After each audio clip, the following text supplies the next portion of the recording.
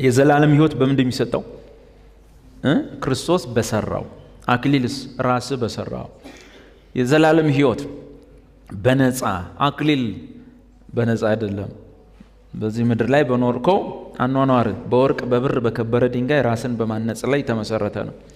የዘላለም ሕይወት የሚፈጸም ሳይሆን ኦልሬዲ የተፈጸመ ነው። አክሊል ግን ገና የሚፈጸም ነገር ነው። የዘላለም ሕይወት ክርስቶስ በሰራው ያገኘው ስለሆነ በራሱ ሕይወቱ የማይጠፋ ሕይወት ነው። አክሊል ግን ጥንቃቄ ያስፈልገዋል። አክሊልህን ማንም አክሊልህን ካንተ ምን እንዳይወስድ ተብሎ ነጻፍ። ስለዚህ ጳውሎስ የዘላለም ሕይወት ካገኘ በኋላ ምን አለ? ማግኘት ብቻ በቂ አይደለም። አሁን ደግሞ ምን ትሆኑ ዘንድ ታገኙ ዘንድ ደግሞ ሩጡ። እንዴት? በሩጫ ሜዳ ላይ የሚሮጠው ሰው አክሊል የሚያገኘው ሁሉ አይደለም። ሁሉም ሯጭ ቢሆንም፣ ሁሉም ክርስቲያን ቢሆንም፣ ሁሉም የእግዚአብሔር ልጆች ቢሆኑም አክሊል ጋር ሲመጣ ግን በመሮጥ የሚገኝ እንጂ በክርስቶስ ሞት የሚገኝ አይደለም። በሞቱ የዘላለምን ሕይወት ተቀበላችኋል።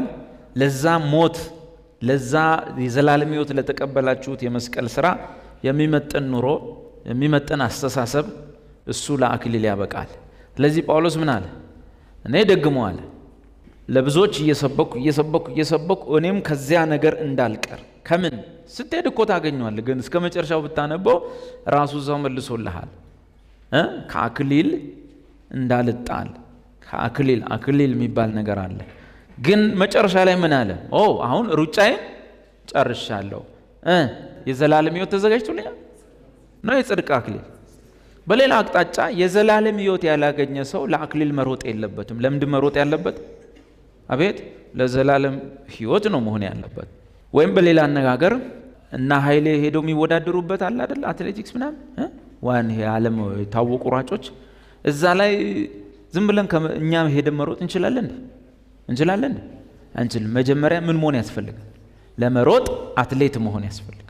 አትሌትነትን መንግስት ማረጋገጥ አለበት እንጂ ይሄ ታላቁ ሩጫ አይደለም። የአዲስ አበባ ሕዝብ ሁሉ እየተራመደ የሚሮጥበት ሩጫ አለ። እሱ ሩጫ አይባልም። ለምን ታላቁ ሩጫ እንዳሉት አናውቅም። ከእርምጃ እስከ ሩጫ ቢሉት ይሻላል እሱ አይደል? እና አትሌቲክስ እንትን ውስጥ ግን ሲሆን አትሌት መሆን ያስፈልጋል። ስለዚህ አክሊል ለመቀበል በሚደረገው ሩጫ ውስጥ የመጀመሪያው ስቴፕ መዳንህን ማረጋገጥ። ከዳንክ በኋላ የደህንነት ግብ ወደ ሆነው ነገር ደግሞ ትሮጣለህ። እርሱም ክርስቶስን መምሰል ነው። መዳን ሳይሆን የዳነ ሰው ወደ ምንድን የሚቀየረው? ክርስቶስን ሆነ። ክርስቶስን መምሰል ጥቅሙ ለምን ብቻ ነው? አቤት ለአክሊል ነው። እዚህ ምድር ላይ ብርሃን ሆነ ምስክር ሆነ ለመኖር በሚመጣው ጊዜ ደግሞ አብና በመላእክቱ ፊት ጌታ ኢየሱስ እንዲያመሰግንህ ይጠቅምሃል።